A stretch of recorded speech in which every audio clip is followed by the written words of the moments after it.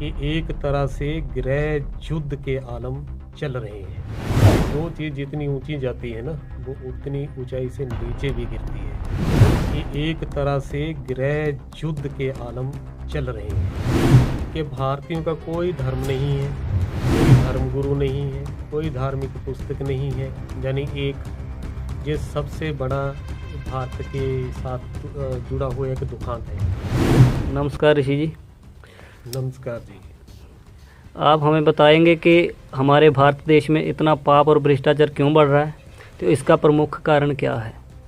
बिल्कुल जी। जय श्री महाभारत, जय श्री सूर्यवंश में राज ऋषि हर्षित। और भारत की बेटा बहुत मार्मिक हालत है और बहुत ज़्यादा भारत में पाप है, भ्रष्टाचार है। और ये सवाल भी आते हैं कि ये तो एक धार्मिक देश है जहाँ बहुत ज़्यादा धार्मिक स्थान हैं, पाठ पूजा होती है, और ये इसके इतने हालात ऐसे विस्फोटक हालात बने हुए हैं। बड़ा आपका जो सवाल है इम्पोर्टेंट सवाल है, क्वेश्चन है। ये एक कॉमन सेंस आप अपनी इस्तेमाल करें कि जो चीज़ जितनी ऊंची जाती है ना, वो उतनी ऊंचाई से नीचे भी गिरती है, और जो चीज़ जितनी ऊंचाई से नीचे गिरती है उतनी ही वो टूट फूट जाती है। भारत के साथ ऐसा ही होता है। ये वैसे तो अविनाशी खंड है, ये कभी विश्व गुरु था। विश्व गुरु का मतलब होता है कि ये बहुत ऊंचाई तक गया, सब देशों को पीछे छोड़कर बहुत ऊंचाई तक गया, और जब ये गिरा उतनी ही ऊंचाई से गिरा। इसका मैं कुछ प्रमुख कारण बताता हूँ। एक किताब का मैं जहाँ नाम लेना चाहूँगा, जिसको लिखा है एक अमेरिकन स्कॉलर है, सैमुअल हंटिंगटन। उन्होंने एक किताब लिखी है क्लैश ऑफ सिविलाइजेशन, सभ्यताओं का टकराव। ये जो इतनी सभ्यताएं हैं धरती पर, उनका आपस में टकराव। जो अमेरिकन स्कॉलर सैमुअल हंटिंगटन हैं, वो अपनी किताब में लिखते हैं कि हिंदुओं के 4 बड़े शत्रु हैं। हिंदू कहाँ रहते हैं? भारत में। इनका मूल स्थान तो यही है ना। कौन से 4 शत्रु हैं? मुसलमान, ईसाई, कम्युनिस्ट, और ये जो अपन धर्मनिरपेक्षता कहते हैं कि ये भारत क्या कौन सा देश है? एक धर्मनिरपेक्ष देश है, सेकुलरिज्म है जहाँ। कहने का भाव क्या है कि भारतीयों का कोई धर्म नहीं है, कोई धर्मगुरु नहीं है, कोई धार्मिक पुस्तक नहीं है, यानी एक ये सबसे बड़ा भारत के साथ जुड़ा हुआ एक दुखांत है। वो कहते हैं कि ये 4 बड़े शत्रु हैं भारत के।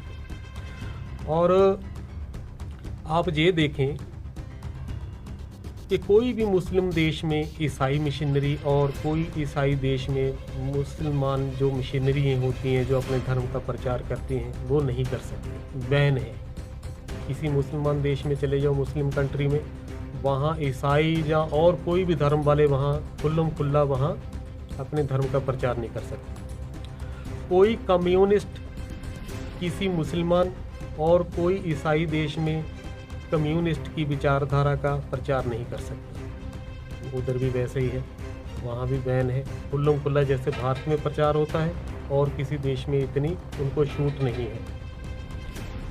कोई ईसाई और मुस्लिम देश किसी कम्युनिस्ट देश में अपना प्रचार नहीं कर सकते। इन तीनों सत्ताओं के पास अगर कोई खेल का मैदान है, कौन से? मुसलमान, ईसाई और कम्युनिस्ट, खुल्लम खुल्ला खेल का अगर उनके पास कोई मैदान है, वो है हिंदुस्तान, जहाँ खुल्लम खुल्ला खेल होता है। क्यों?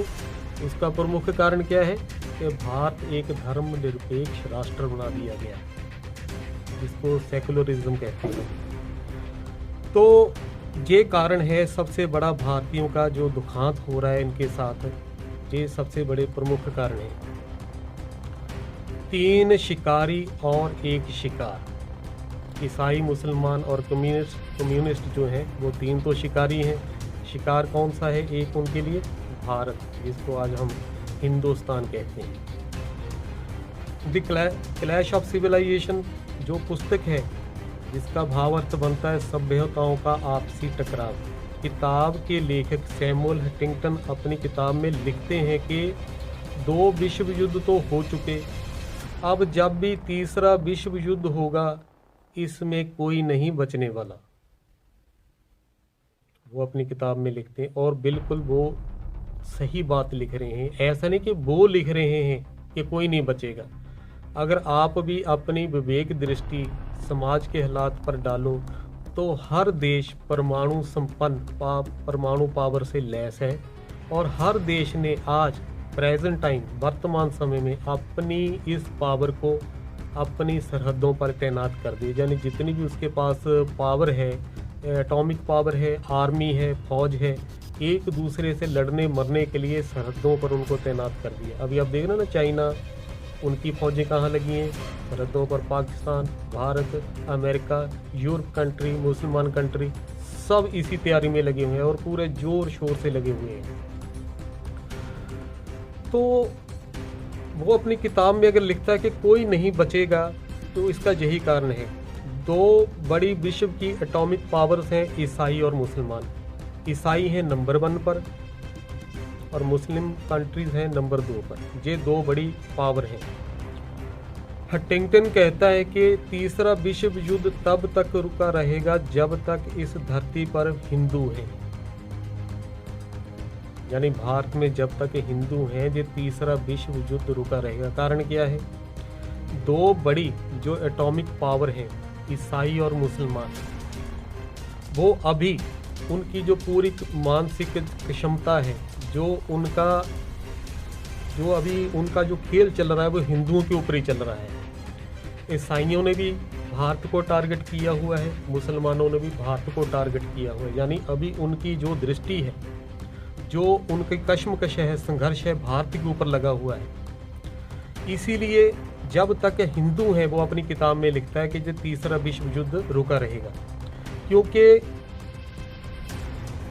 इस्लाम और क्रिश्चियनिटी है, ये जो दोनों पावर है, इनका सीधा निशाना ही हिंदू है। इनको अपनी मुट्ठी में कर लेना चाहते हैं दोनों पावर्स। दोनों ने 3 पावर्स, कम्युनिस्ट भी हैं, वो भी चाहते हैं कि भारत को हम अपनी मुट्ठी में रखें, मगर वो परमाणु पावर में इतने बड़े नहीं हैं जितने ये दो ईसाई और मुसलमान आ जाते हैं। इनके निशाने पर हिंदू हैं, यानी हिंदुस्तान है। सीधा निशाना हिंदू, और हिंदू ही इस तीसरे युद्ध को रोके हुए हैं, अपने दम पर नहीं। ये भी याद रखें मेरी बात, भी हिंदुओं ने तीसरे युद्ध को अपने दम पर नहीं रोका हुआ, बल्कि इन दोनों पावर्स का अभी तक निशाना ही हिंदुइज्म है। उनका ध्यान ही नहीं जा रहा एक दूसरे की तरफ। ना तो क्रिश्चियनिटी मुसलमानों की तरफ अभी अपना पूरा ध्यान लगा पा रही है, ना अभी मुस्लिम कंट्री क्रिश्चियनिटी के ऊपर अपना पूरा ध्यान केंद्रित कर पा रही है। कारण क्या? बीच में हिंदू खड़ा है, हिंदुस्तान खड़ा है। ये कारण है। जिस दिन हिंदू मिट जाएगा, उस दिन इन दोनों पावर्स के बीच में एटॉमिक वार शुरू हो जाएगी, यानी the last world war of the world, last atomic war of the world. यानी ये आखिरी युद्ध होगा। इसके बाद ना इसके ऊपर कोई लिखने वाला, ना विचार करने वाला, ना कोई रोने वाला बचेगा, जिस दिन हिंदू इस धरती से मिट जाएगा। इसलिए सैमुअल लिखता है कि अगर विश्व को तीसरे विश्व युद्ध से बचाना है तो जैसे तैसे हिंदुओं को बचाए रखना बहुत ज़रूरी है, चाहे सड़ी गली मरी हालत में ही सही, मगर हिंदुओं का जिंदा रहना बहुत ज़रूरी है। भाई वो अपनी किताब में लिखता है।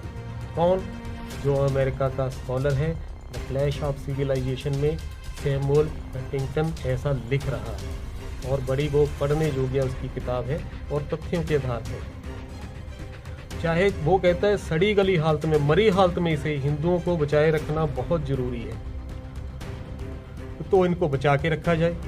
मुस्लिम कट्टर मुसलमान है, क्रिश्चियन कट्टर क्रिश्चियनिटी में है। दोनों ही ये सभ्यताएं हैं जो कम्युनिटी हैं, अपने अपने धर्म की कट्टर हैं, मगर हिंदुओं को भाई ना अपने धर्म का पता, ना धर्म गुरु का पता, ना धर्म की पुस्तक का पता, ना इनको अपने धर्म की स्थापना का पता, ना ही हिंदू धर्म और हिंदुस्तान इनकी किसी पुरातन पुस्तक में जो नाम दर्ज हैं। जब इसको गुलाम बनाया गया तो हिंदू नाम मिला, भारत को हिंदुस्तान नाम मिला। अंग्रेज़ों ने जब भारत को गुलाम बनाया, इसका नाम इंडिया रख दिया। तो बड़ी सहजता से हिंदुओं ने ये गुलामी में मिले हुए नाम अपने साथ जोड़ लिए और अपनी मूल जो पहचान थी इनकी उनको जब भूल गए। इसीलिए भारत में आज आगे आगे हम वीडियो में जहां आप हमसे जब मैं बात करूंगा तो साबित कर दूंगा कि धर्म के बिना कोई भी देश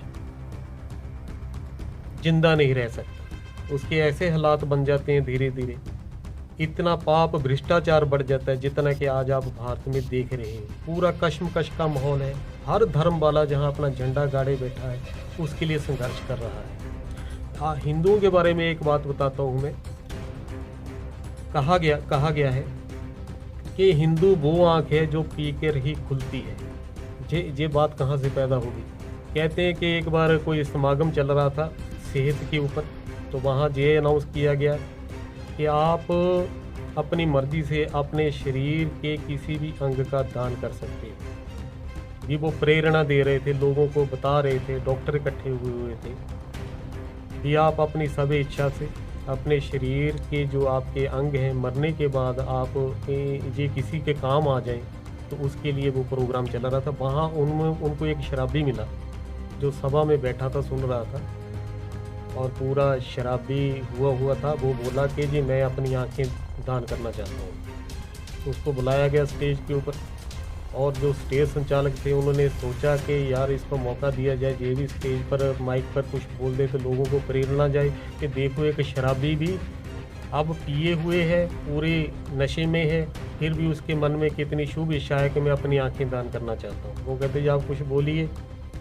बहुत बढ़िया बात की है। तो वो बोला माइक लेके, कहता है जी देखो जी मैं आपसे ही कहना चाहता हूँ कि आंखें तो आप मेरी ले लो, मगर जिसको भी लगाओ मेरे मरने के बाद उसको बता देना कि भाई जब पी कर ही खुलती हैं फिर बंद हो जाती है। मतलब जी क्या है, हिंदुओं को आप कितना भी समझा लो, सदियाँ हो गई हैं इनको ये बताते हुए, मेरे जैसे और पता नहीं कितने सूर्यवंशी ये बताते हुए कि भाई आप हिंदू नहीं हैं, आपका कोई धर्म हिंदू नहीं है, आपके देश का नाम कोई हिंदुस्तान नहीं है, आप अपनी मूल पहचान से टूटे हुए हैं, जड़ों से टूटे हुए हैं। जबकि आप पूरे विश्व के पूर्वज थे, सूर्यवंशी थे, फिर चंद्रवंशी हुए, तो मगर आपने वो सारी अपनी जो आपका इतिहास था उसको प्रमाणिक रीति से नहीं जाना, और सबसे बड़ा जो धार्मिक देश था विश्व का भारत, उसको आपने धर्मनिरपेक्ष बना दिया, सेकुलर बना दिया, और भारत माता की पीठ पर ऐसा खंजर घोंप दिया